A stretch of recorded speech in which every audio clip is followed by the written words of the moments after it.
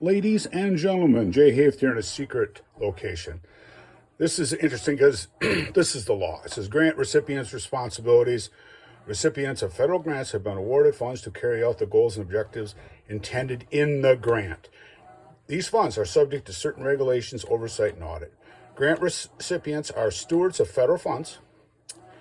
Grant dollars must be used for their intended purpose. And that's the most important part here. When you write down something, to apply for the grant, and then you get the grant, you have to use it what it's intended for.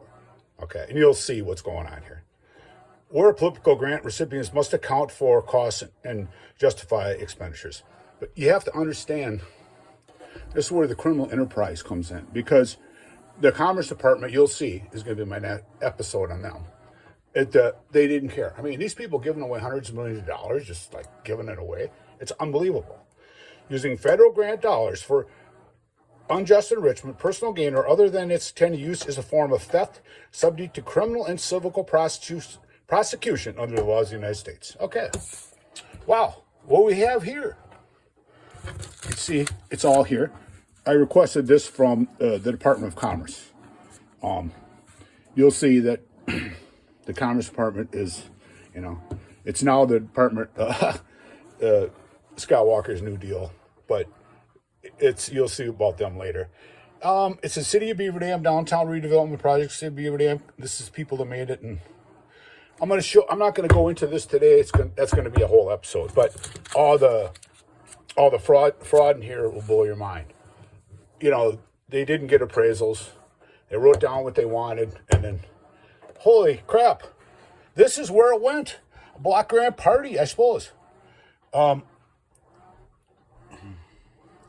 It says the 1.7 block grant awarded wasn't the only good news for the Wisconsin redevelopment. Now, see, the biggest thing with this disaster funding is you can't get duplicate funding, okay? You just can't keep getting paid. Well, the city received funding for my building, as far as I can see, 4 times, and possibly 5 if they get the stewardship grant that they talked about with their friends at the DNR. And it says on there, the financial blow to the city, however, was softened considerably when Doyle announced $3.7 million in federal funds under Commerce Department grant. What's interesting is this was 2.7, and you'll see in the DNR emails as I move forward, the DNR was curious what they did with the extra $1 million.